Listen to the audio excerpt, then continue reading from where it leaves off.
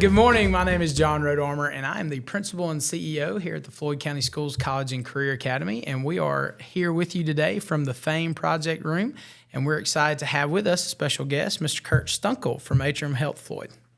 I'm happy to be here, John. Yes, sir. I've had a good day so far. I've really enjoyed getting to know you and all the great things that are going on here at the College and Career Academy. Well, we are very blessed here to have some amazing teachers and some fantastic students. Our staff and our students show up every day ready to learn and ready to teach, and it's just a phenomenal program that we have, and we're excited about all the partnerships that we have, and especially those that we're talking about today with Atrium Health Floyd. So today you've gotten to walk around a little bit, you've got to see exactly how our organization here works, and you've met a lot of students. But really for them, because I would like for them to go back, students, go back one day and watch this, for them to know, what does a CEO of a hospital, of a healthcare organization, what does a day in the life of Kurt Stuenkel, president and CEO, look like? Well, that's a great question, John. And, today's a day in the life. So I'm here at the College and Career Academy, sitting here with you. So, some days I do stuff like this, when I interact with, various groups that we have relationships with. And I just got to say again, what a cool room this is. I mean, it's fun to be here and to see everything that you're doing. So, but back to your question about, a day in a life, I do some of this. So that's part of my responsibility, is to interact with the various entities that we need to have relationships with. And, you mentioned the programs here and what we've done today. The workforce and growing the pipeline of people so they'll consider healthcare as a career has increased in importance in recent years for us. It's always been important, and we've always had relationships. But we are doubling down on all of that. We are providing more scholarships. We're providing more assistance at the high school level with our relationships with Georgia Northwestern Technical College, with Georgia Highlands College. We really know that we have got to work with the local entities to help people to realize what kind of opportunities are available in healthcare. And we've been doing this now, the doubling down, for about 3 or 4 years, and it's really paying off. I mean, the schools that we're working with are so responsive. I mean, they want us to help. We're eager to help. So that's a neat thing about what I do, and I won't say that's a large part, because I have a lot of partners back at Floyd that help with this. But I get to go out and have these kinds of interactions, and that's cool. Occasionally with the Chamber of Commerce, or I interface with state officials, or with the governor's office. That's part of my responsibility, is to kind of know the lay of the land and to help navigate, our organization through it. So let me come back to the day in the life. I mean, it's almost like no day is like another day, and that's part of what makes things interesting for me. I mean, one of the things I wanted in a career as a young man was I didn't want to be bored, and boy, I got that. I mean, it's always exciting. There's some days that are drudgery, and some days I just like, gee, I can't wait till 5 or 6 o'clock gets here. Yes, but it's never a dull moment. That's one thing that we say to each other frequently. Another thing we say to each other frequently is, you can't make this stuff up, because there are all kinds of things that occur in a hospital. I mean, you think about. We're the place where people come in emergencies. We are a trauma center, so there are all kinds of circumstances that go on a daily basis that cause medical emergencies or cause traumas.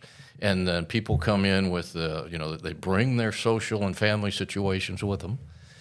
We have complex situations with patients. Every day, I start the day with a daily patient safety huddle. So let me go back to today. So Will was waiting for me downstairs to come over here. Will Byington, my colleague, he came with me. And I had to finish the daily patient safety huddle first. I conduct those every day, Monday through Friday. Somebody else does them on the weekends. When I'm out of town, the administrator on call, and I'll describe that in a minute, does it when I'm doing something out of town.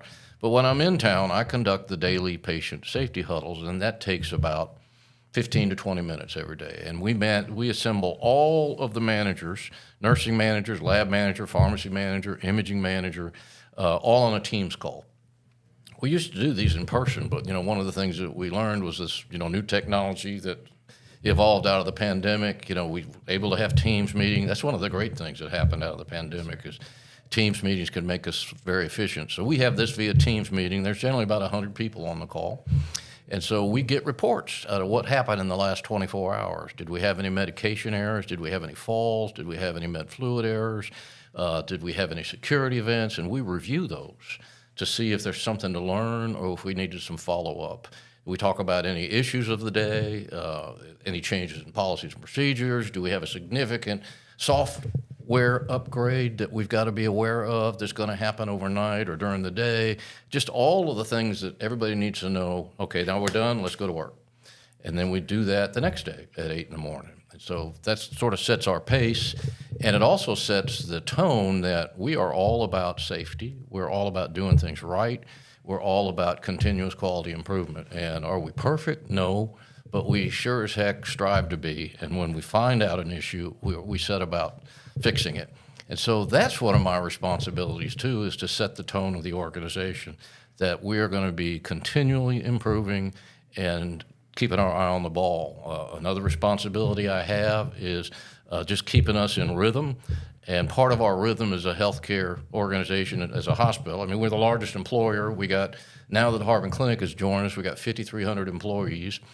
We have a monthly board meeting, so we produce our financial statement. We got to analyze that. We got to make sure that we are managing things appropriately on a financial basis. So we monitor our volumes, what's up, what's down, why, what do we want to grow, what new technology do we need.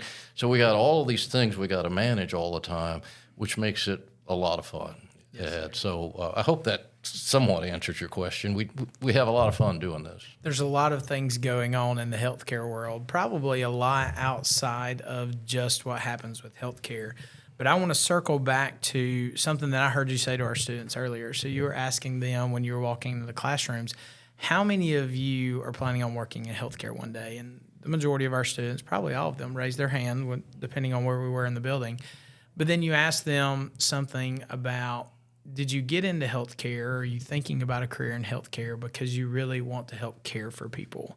Is that a question that you ask a lot of people, especially in this atmosphere, in this realm, where how important is that to you, I guess, inside of your organization? Well, it's very important, and everybody in the organization is going to raise their hand and say that's why they do it.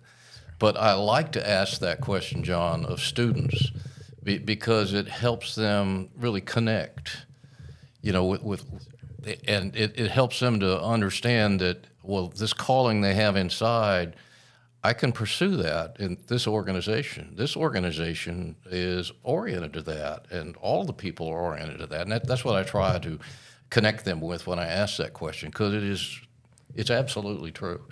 And I see it all the time. One of the privileges of leading the organization is that, when we have an unusual situation that happens, everybody just jumps on deck.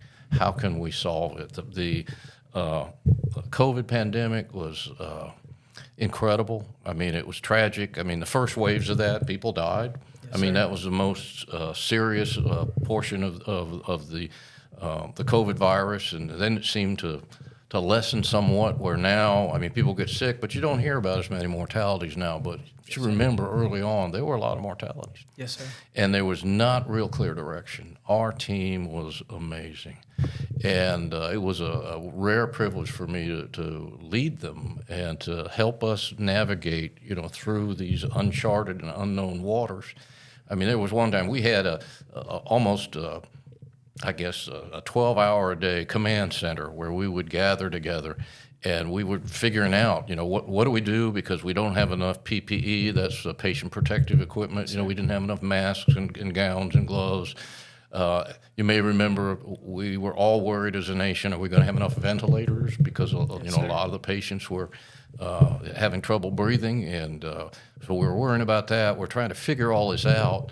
And we're trying to follow the CDC guidelines that were developing, as we were in motion. I mean, we were there one time, and I forgot what it was, what we were figuring out.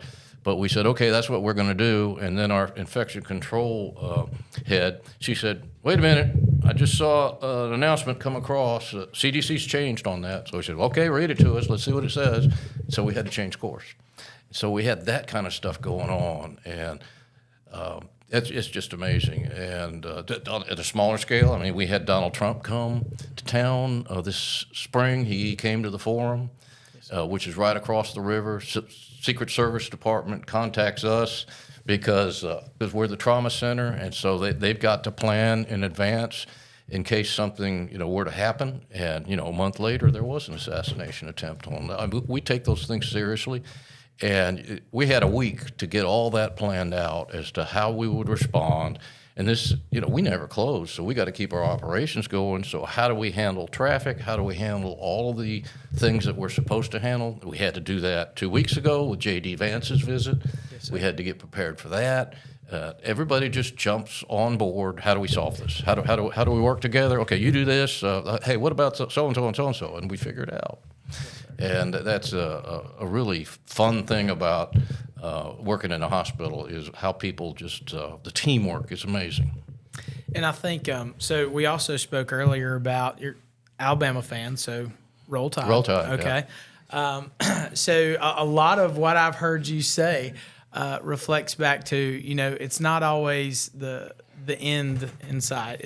A lot of it's about the process. A lot of it is about, how you daily work the business in order to get to where you want to go.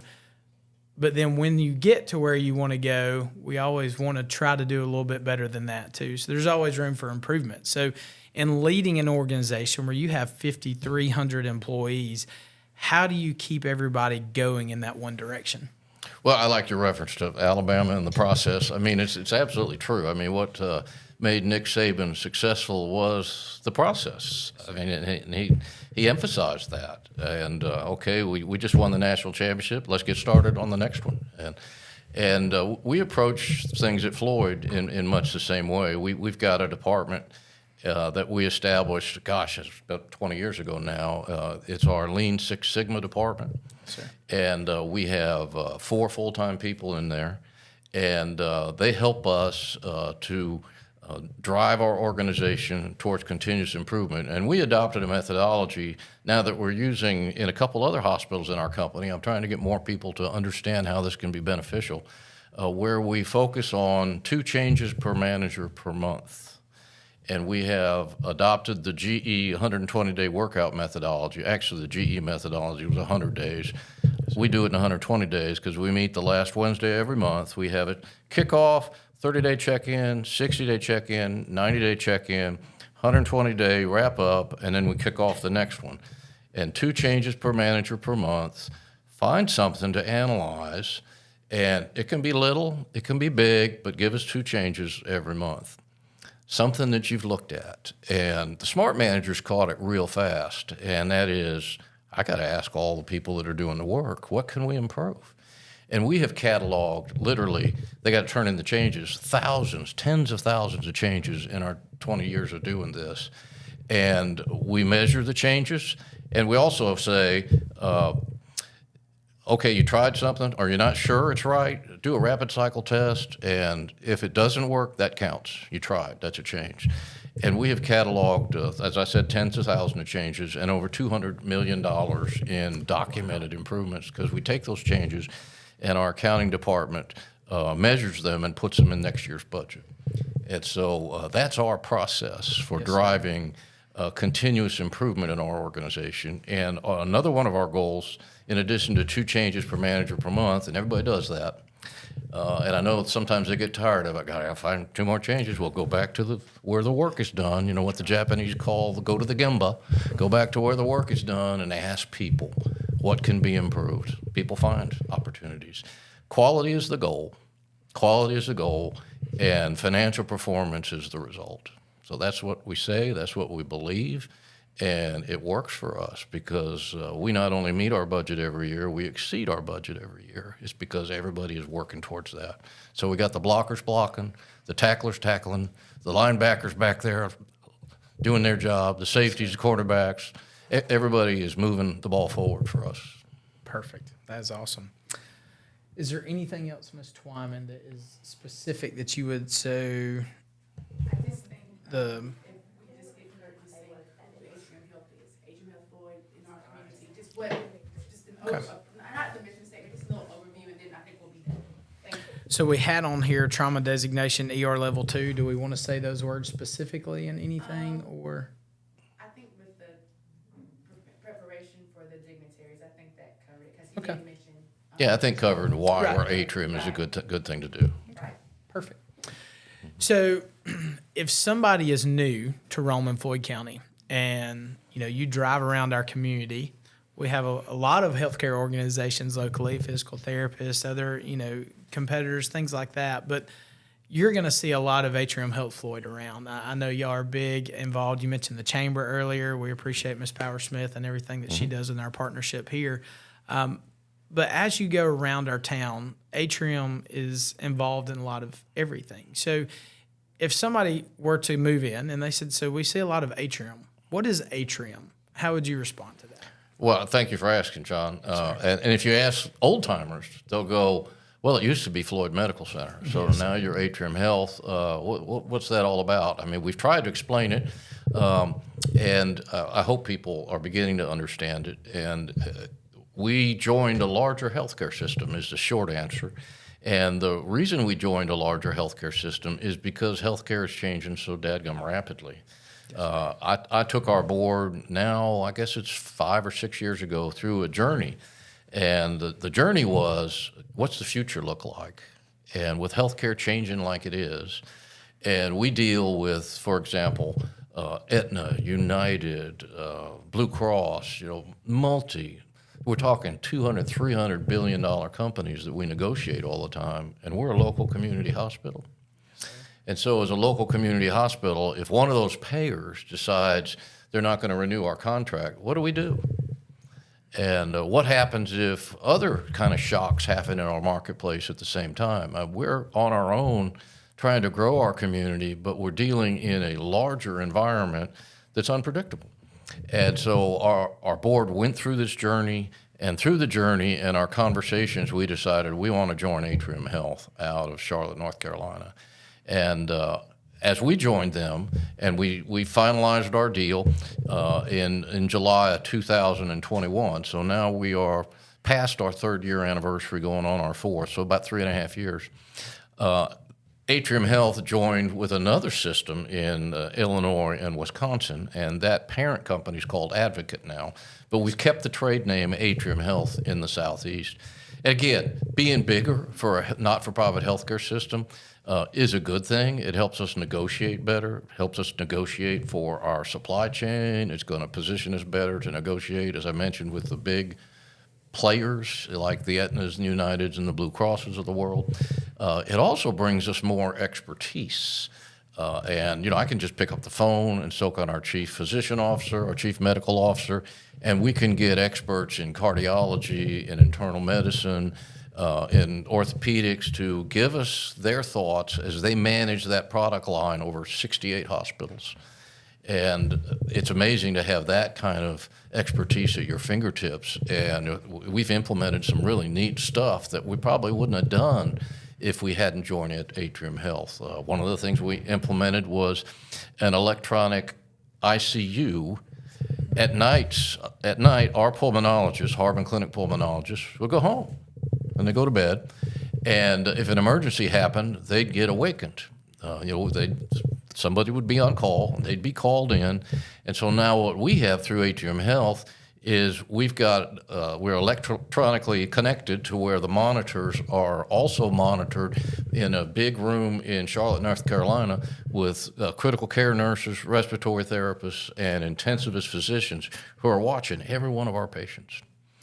Now, the Harbin Clinic pulmonologists are still involved during the day, but at night it's kind of like we switch that on and we get better care. And where this kind of technology is in use, it's been shown to reduce length of stay and reduce mortality. It's so back to what I said earlier about quality being the goal.